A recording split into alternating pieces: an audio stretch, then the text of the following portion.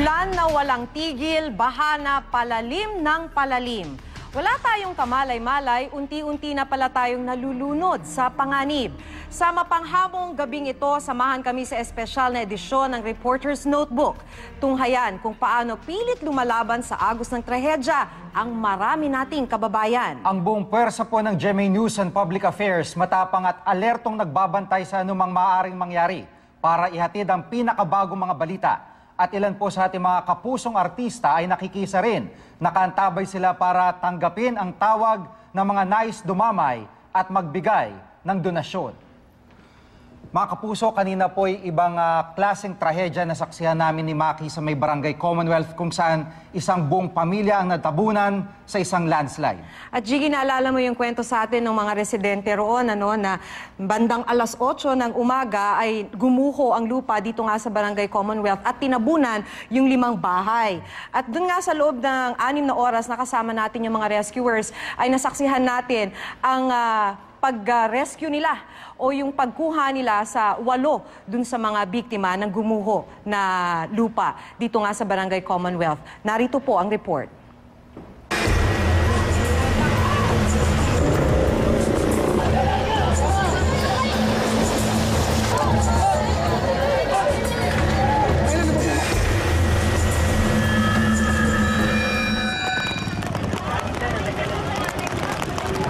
Alas 8 ng umaga sa kasagsagan ng malakas na pag-ulan,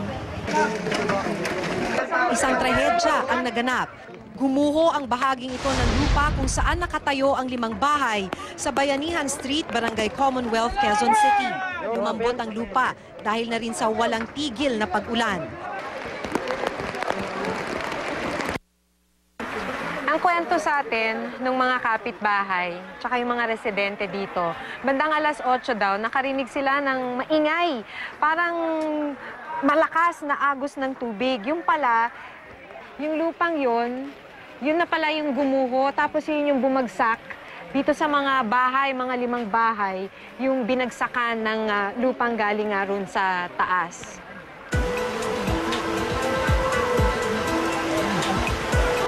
Inabutan ng Reporter's Notebook si JC Bailon na naghihintay ng magre-rescue. Isa ang pamilya niya sa mga natabunan ng gumuhong lupa. Sino na po yung hinahanap? Hindi ko pa naano doon ang misis ko yata, si Jason. Kanina pa nila tinatangka na hukayin yung mga nabaon na mga biktima ng landslide dito. Sabihin na natin siguro for this attempt, may 1 oras na sila, mahigit 1 oras na silang nagtatangka na mahugot yung mga nakikita nila na mga biktima ng landslide dito.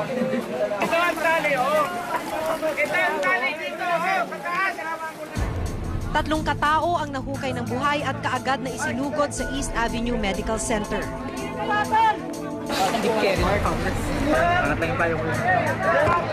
Matapos ang mahigit 6 na oras, nahukay na rin ang 8 pa sa mga biktima. Nakaligtas ang anak ni JC na si Jeff. May isa na naman, sunod-sunod na nakukuha yung mga biktima. Yung kalalabas lang, siya naman yung nanay nung pamilya. Baba. Huwag kayo magpapalat. Maraming sayang ng bata nun. Nakita ko na nakaganon mo kanina eh. Wala, tingin ko. Masaya kasi may lumalabas na dugo sa ilang nangitim na yun. Matagal na raw naninirahan dito sa lugar na ito sina JC. Gabi pa lang daw nang magsimulang pumasok sa kanilang bahay ang tubig. Pero hindi raw nila inasahang hahantong ito sa trahedya. Para sa live update tungkol sa mga biktima ng landslide na isinugod sa East Avenue Medical Center sa Quezon City, may ulat si Kata Tibayan. Kata? Yes, Maki, kumpirmado 9 ang patay na sinugod sa East Avenue Medical Center kanina. At yun ay dulot sa landslide sa Barangay Commonwealth, Quezon City kaninang umaga. Ang mga pamilya Simbulan at Bailon ang mga matinding naapektuhan sa malagim na pagguho ng lupa sa Barangay Commonwealth, Quezon City kaninang umaga. Natabunan na lupa ang kanilang mga tahanan. 5 ang kumpirmadong dead on arrival ng isugod sa East Avenue Medical Center, habang 3 naman ang sugatan. Kabilang sa dead on arrival ang mga batang edad 3 at 7 taon. Gayon din ang isang sanggol na magtatatlong linggo pa lamang. Ang kaanak nilang si Jesse Bailon Jr. o si Jeff, emosyonal na makausap ng GMA News sa East Avenue Medical Center. Si Jesse Jr. ang unang nailigtas sa naganap na landslide sa Barangay Commonwealth sa Quezon City. Kwento niya, natutulog ang kanilang pamilya nang mangyari ang landslide. Nakita pa nga natin kanina na napapaluha si Jesse Jr. dahil patay na ang ina niyang si Cecilia. Gayon din ang mga kapatid niya na si Jetro at si Jessica at iba pang kaanak. Sa East Avenue Medical Center din naman, nakausap ang kapitbahay ng mga Bailon na si Leslie Simbulan. Apektado rin ang kanilang bahay sa pagguho, pero sa kabutihang palad, nakaligtas siya at ang kanyang mga kaanak. 2 sa kanila ang sugatan. Kwento ni Leslie, pauwi pa lang daw siya mula sa night duty sa call center nang mangyari ang pagguho. Ipinakita rin niya sa news team ang tinamong gasgas sa binti. Pilit naman nagpapakatatag si Jonathan Castulo.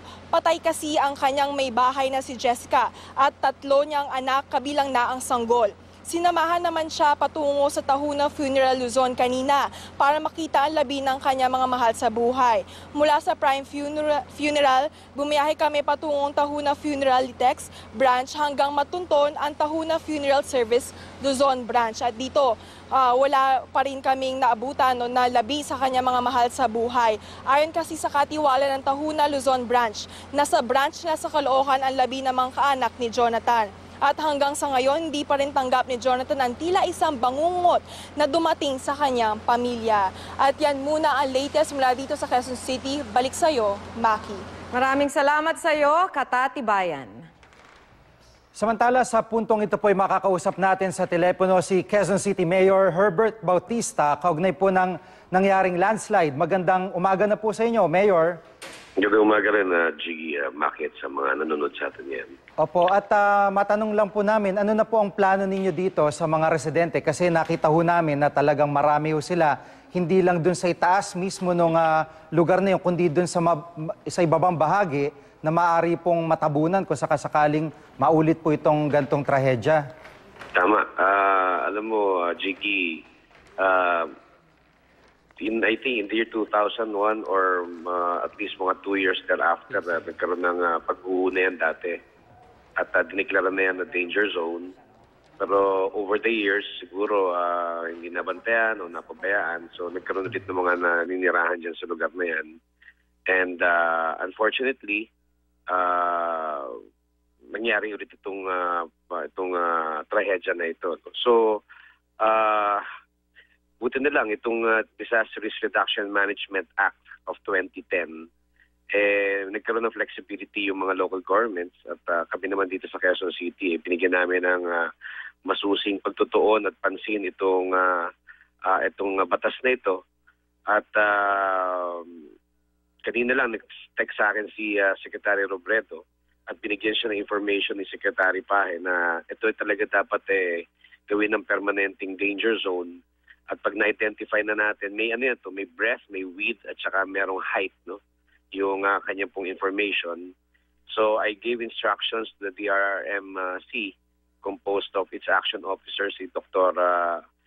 San Diego, yung city engineer natin, yung Urban Poor Affairs Office natin, and meron pang 2 pa, no? Yung may gagamitin na yung IT namin para do sa GIS, so that makuha namin yung exact configuration ng lugar so that we may be able to declare this as a permanent danger zone and recommend it to NHA, to Vice President Binay, or to the President himself for possible and immediate relocation to a much safer place yung mga naninirahan dito. Mayor, karaniwan po yung reklamo ng mga residente. Yun nga po, pag sa relocation, talagang hirap sila dahil mas maganda nga naman yung lugar nila o masasabing mas adapted na sila doon sa lugar, yung mga nakasanayan nila. So, meron ho bang pagkakataon din na kahit papano maging mas maayos yung paglilipatan sa kanila. Kasi ito yung kwentuhan kanina, naririnig kong kwentuhan na merong mga narelocate na ng San Mateo o sa Montalban dati,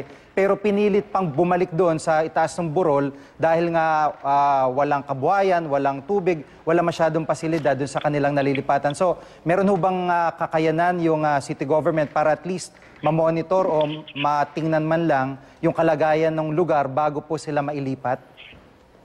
Jiggy, unang-una, hindi nila pwede sabihin walang kabuhayan dahil itong lugar na to kung saan nangyari yung sakuna, as yung paglilipatan nila doon sa May Rodriguez Rizal is just about 10 or 15 minutes away. So, pag sinabi nilang malayo, I don't think malayo yun. So, that's number one. Number two, I was informed by the Barangay Kagawads earlier na itong mga ito, bigyan na ng relocation site yung mga tao dyan. Pero ang ginawa nila, yung iba dyan, pinarent yung relocation, yung bahay nila, or yung iba, iniwan din yung mga kamag-anak nila at pinilit nila bumalik dito. Yun, pinagbabawal yun sa UDHA o sa Republic Act 7279. So, marami ng mga batas, marami ng mga polisiya to prevent this.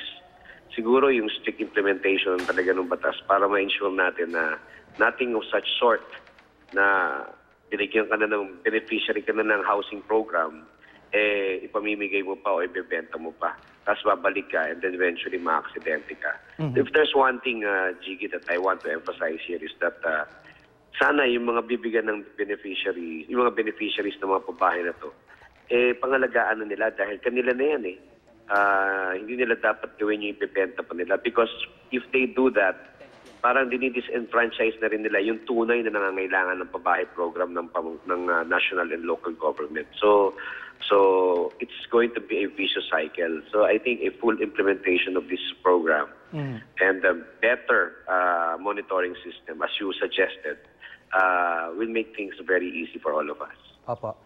Marami pong salamat sa inyong panahon. Si Mayor Herbert Bautista po ng Quezon City.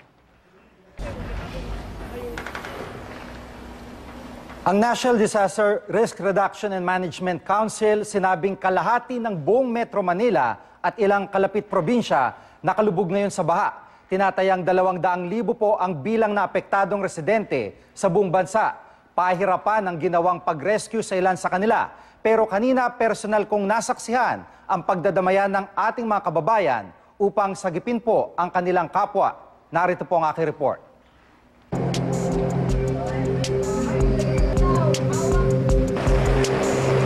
Sa mga sandaling ito po ay napakalakas ng busong ulan dito sa may bahagi ng San Juan. At kung mapapansin nyo, meron na po mga rescuer doon na nagsisikap na mailabas ng bahay yung isa pong matandang may sakit. Sa San Juan, inabutan naming nire-rescue kaninang umaga ang 85 taong gulang na si Teresita Encarnacion. May sakit si Lola Teresita kaya hirap ang mga residenteng i-rescue siya. Ilan lamang ang mga miyembro ng rescue team ng panahong yun na nagtulong-tulong para i-rescue gamit ang isang life raft. Itong ulan na to, natatakot po ba kayo dito? Natakot ko kami pag ganito namalabas. Kawalan din ng rescue equipment ang naging problema sa Roas District sa Quezon City, kung saan umabot sa lagpas tao ang baha. Ang ilang rescuer, gumawa na lamang ng mga improvise sa bangka para lang mailigtas ang mga natrap na residente.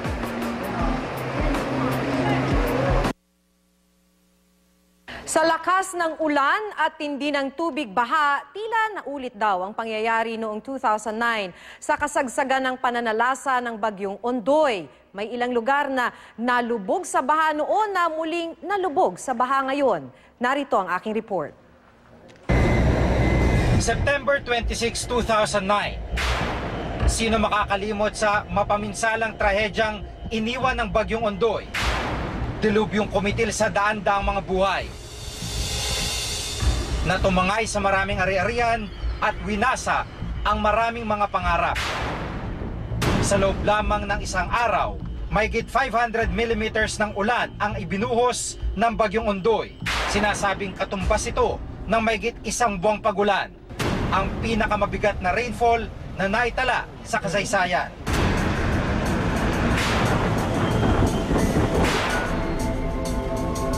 Hindi man singtindi ang mga pangyayari sa mga imaheng nasilayan ng manalasa si Ondoy, 3 taon na nakakaraan.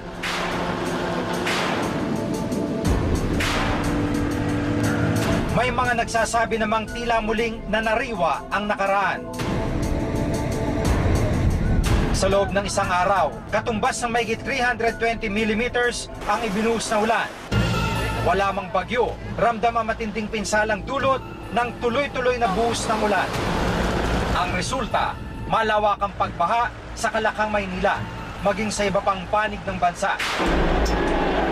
Sa lakas ng ulan at tindi ng tubig baha, tila naulit daw ang pangyari noong 2009 sa kasagsagan ng pananalasa ng bagyong Ondoy.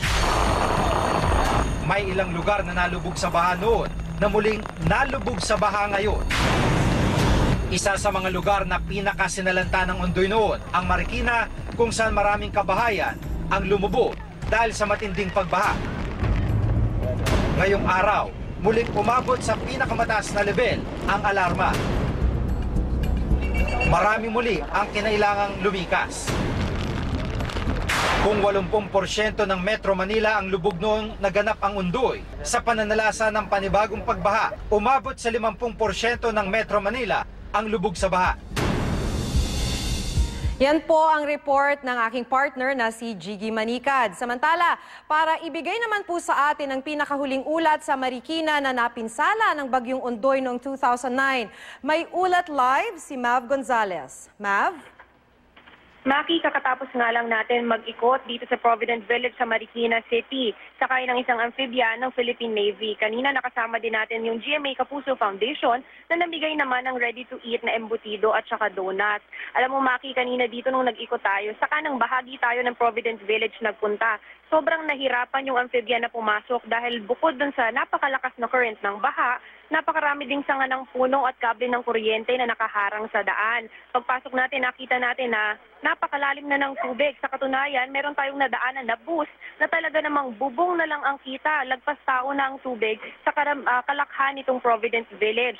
Samantala, yun namang mga rescuers natin, yung Philippine Navy, kinailangan na nila gumamit ng pito at saka mga flashlight para manawagan dun sa mga residente sa loob ng subdivision na kung gusto nila lumabas, sumigaw lang sila sa amin. Ngunit doon sa 4 o pamilyang nadaanan natin, wala namang gusto pang lumikas. Sabi nila kasi meron naman daw silang 2nd floor o 3rd floor doon sa bahay nila.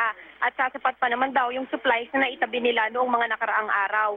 After naman ito, tuloy-tuloy pa rin ang rescue operations dito sa Providence Village at ang GMA Kapuso Foundation nagpunta naman sa mga evacuation centers natin para mamigay ng relief goods. Maki? So right now, Mav, clarify ko lang, meron pa bang isinasagawa ngayon na rescue operations kahit gabi na? Yes, Maki, tuloy-tuloy pa rin nga ang rescue operation dito sa Providence Village. Yung amphibian natin, sumilip muna doon sa mga iba pang lugar dito sa Marikina City, pero meron tayong 2 rubber boats na patuloy pa rin ang pag-ikot dito sa buong subdivision. Yung mga kagawad natin, round the clock din ang trabaho at meron tayong mga ilang volunteers, yung mga residente rin dito na tumutulong doon sa mga nagpapalikas pa kahit gabi na. Maki? So, Mav, may balita ka ba sa kalagayan naman ng mga ibang kababayan natin sa ibang bahagi ng Marikina, katulad ng mga perennially flooded sa Marikina, katulad ng Barangay Malanday? Maki, sa ngayon ang alam lang natin ay umabot na sa 5,000 ang bilang ng mga residenteng nailikas dito sa Kalakhang, Marikina. At ngayong gabi nga sa huling report sa atin ay umakyat na sa 21 meters yung tubig doon sa Marikina River. Kaya naman patuloy pa rin ang forced evacuation doon sa mga lugar, sa mga barangay na malapit sa ilog. Maki? So, Mav, uli lang na na tanong, ihahabol ko lang. Right now, yung situation ngayon, may mga nakita ka bang daan na impassable, katulad ng mga daan patungong Antipolo? Dito, Maki, sa nadaanan natin papuntang Providence Village, actually walang baha. Actually, itong bukana ng Providence Village, walang tubig, kaya akalain mo na passable. Ngunit mga ilang metro lang, sobrang lalim na, hanggang bewang na ang tubig. So doon sa mga main roads, wala pang baha, pero doon sa mga subdivision, especially dahil pababa yung mga daan, doon naiipon ang tubig baha, Maki. Okay, ingat kayo dyan. Maraming salamat, Mav Gonzalez. Samantala, nakatutok naman po ngayon sa Maynila si Joseph Morong. Joseph? Jiggy, okay. Walang humpay pa rin yung pag-ulan dito sa bahagi ng Maynila. No? Nagsimula ito mga bandang 11 o'clock. So it's been going on for nearly siguro 2 hours already. Kaya dahilan yan, kung nakikita niyo yung aking likuran, ayan, merong jeep kanina na nagtangka sana na tumawid dito sa may mula Recto papunta dito sana sa Legarda, pero hindi na siya nakalusot dahil pag sinuong pa niya yung Legarda ay medyo mas malalim na baha na yung may encounter niya. So nandyan na siya. Kanina may mga sakayan ng pasahero, pero ang naiwan na lamang dyan ngayon ay yung driver kasi yung ilang pasahero ay nadaanan naman noong pulisya natin na nagkakandak ng pagpapatrol at saka rescue operations din. So naisakay naman sila nung ating mga pulisya. No? Tapos kung nakikita nyo yung baha, hindi wala pa yatang pag-asa ito na humupa ngayong gabi, lalo pang at malakas pa rin ang pagulan kasama pa yung pagkulog at paggidlat. At kanina ay nag-ikot tayo dito sa may vicinity ng Maynila. Itong nakikita nyo ngayon ay yan yung sa may university area. Yan yung sa may San Beda at saka sa may La Consolacion. Medyo baha pa rin talaga at mataas pa rin yan. Naabot siguro ng mga hanggang tuhod yung tubig. And then this one, ito yung malapit sa creek, malapit na creek dito sa may Chino Roces. And this is still the area in Recto.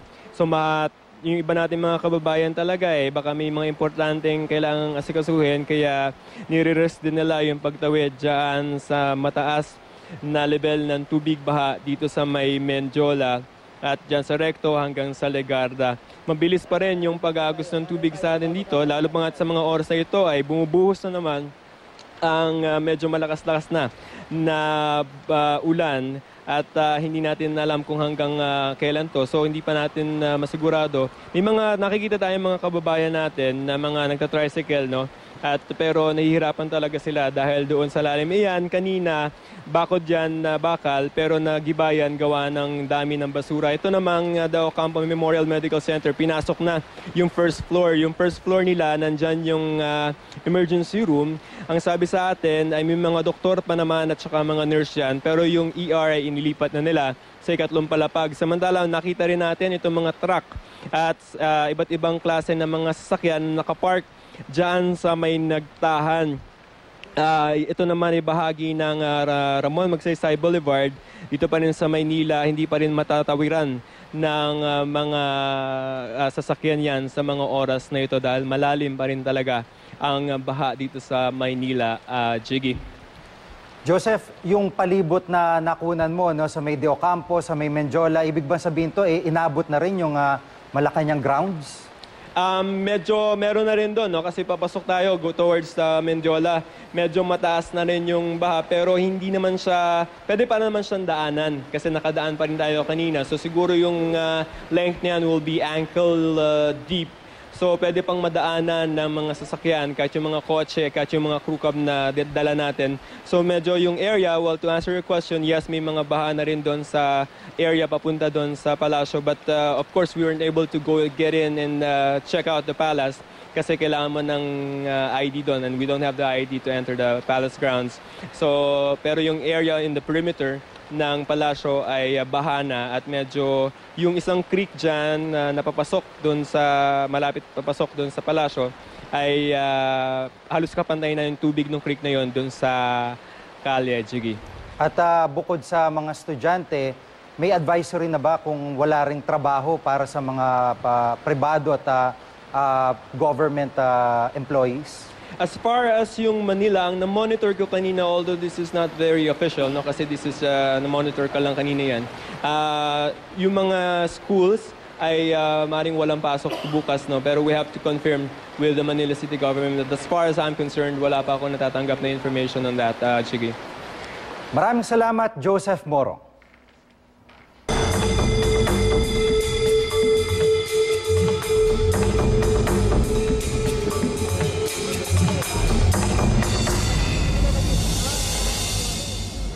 Sa puntong ito, makakausap natin sa pamamagitan ng telepono ng weather forecaster ng Pag-asa, si Mr. Mario Palafox. Magandang gabi po, sir. Magandang gabi po. Ayan, sir, alauna na po ng madaling araw. Ano po ang inaasahan natin na panahon mula ngayon hanggang gabi na po? Ang Luzon at Kanlurang Kabisayan ay makakaranas pa rin ng mga paminsan-minsang pag-ulan na magiging madalas na pag-ulan sa kanlurang bahagi ng Luzon at ito'y maaaring magdulot ng mga pagbaha at pagguho ng lupa. Ang nalalabing bahagi naman ng Kabisayaan ay magkakaroon ng madalas na maulap na kalangitan na may kalat-kalat na pag-ulan at pagkulog-pagkidlat, samantalang ang Mindanao ay magiging bahagi hanggang sa maulap na may mga pulupulong pag-ulan o pagkulog-pagkidlat. Ang Metro Manila po ay patuloy na makakaranas ng mga pag-ulan dulot ng habagat. Katamtaman hanggang sa malakas na hangin mula sa timog kanluran ng Iral, ang Manila Bay ay maging katamtaman hanggang sa Maalon.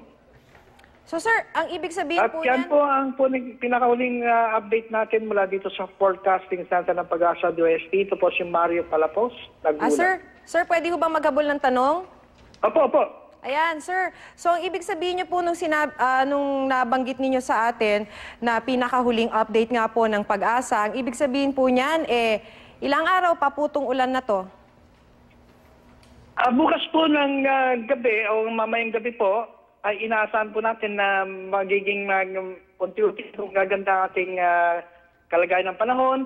At pagdating po ng Huwebes ay tuluyan na po itong gaganda at makakakita na po tayo ng pagsikat ng ating araw. Pero ang sabi niyo po kanina, we should still expect yung intensity po niya medyo malakas pa. At least yung pag-ulan dito po sa Metro Manila, we should expect that tomorrow. Opo, makakaasa pa rin po tayo ng mga pag-ulan. Ngunit inaasahan po natin na hindi na po kasing lakas ng mga naranasan natin noong nakaraang mga araw. Maraming salamat po sa inyo, Mr. Mario Palafox, ang weather forecaster ng Pag-asa.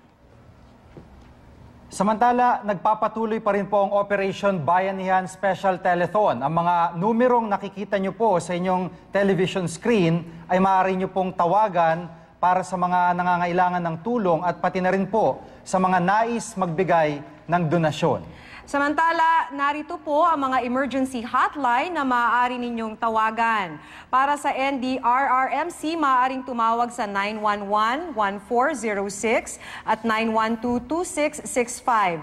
Ang Pag-asa hotline naman ay 433-8526. Ang PNP hotline ay 117. Para sa may problema sa kuryente, maaaring tumawag sa Meralco hotline 16211. Ang hotline 136 para po yan sa MMDA at 143 naman para sa Philippine National Red Cross. At bago po kami magtapos, nais naming mag-iwan ng paalala na huwag pong ipagwalang bahalang pag-iingat sa panahong tulad nito. At nais din po naming paalala na importante pa rin ay pagdasal natin na mas gumanda na po ang panahon. Ako po si Giga Manikad. Manatiling nakatutok sa GMA News para sa pinakahuling mga balita kaugnay ng malawakang pagbaha. Ako po si Maki Pulido at dito na po nagtatapos ang Hagupit ng Habagat Reporter's Notebook Special Coverage.